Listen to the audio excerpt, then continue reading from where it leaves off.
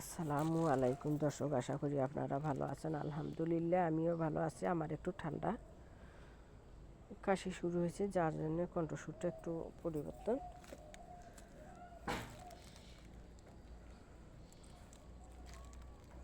এই যে আমার চেরি মরিচ গাছ, মাশাআল্লাহ মরিচগুলো গতকালকে 2টা পেকেছে।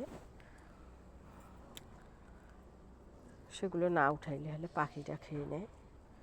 এই দেখেন, বর্ষাকাল, আমি তো কোনো সার দিতে পারিনি, যার কারণে মরিচগুলো তেমন বেশি একটা বড় হয়নি।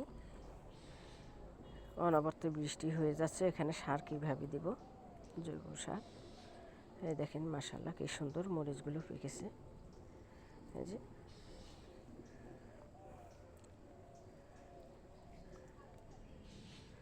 এই মরিচগুলো কালেক্ট করে নেই।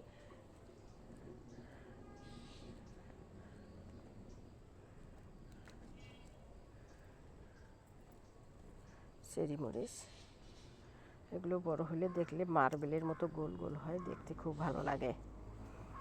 আর আমার চ্যানেলটা যেখান থেকে দেখেন না কেন, লাইক কমেন্ট সাবস্ক্রাইব করে দিবেন, আমি যাতে আপনাদের সামনে নতুন নতুন ভিডিও নিয়ে আসতে পারি। এখানে পাখি আনে, যে কোনো মরিচ পাকুক না কেন, সে মরিচগুলো পাকলে পাখিতে খেয়ে যায়।